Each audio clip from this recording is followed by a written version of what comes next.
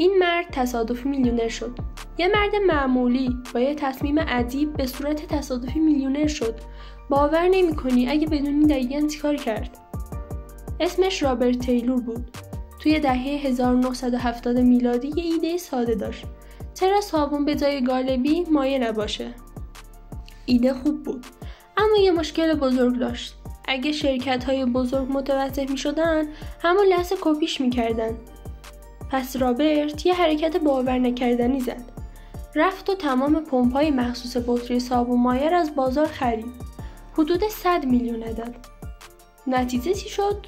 هیچ شرکت دیگه‌ای نتونست اون پمپ‌ها رو تهیه کنه و رابرت تا 2 سال کامل تنها کسی بود که تونست صابون مایع بفروشه. فروشش سر به میلیون‌ها دلار زد و بعد شرکتش رو با سود هنگفت فروخت.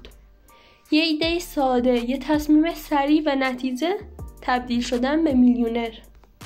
اگه از این داستان خوشت اومد، لایک کن و سابسکرایب یادت نره، چون هر هفته قراره داستان‌های واقعی و باور نکردنی تری بشنویم.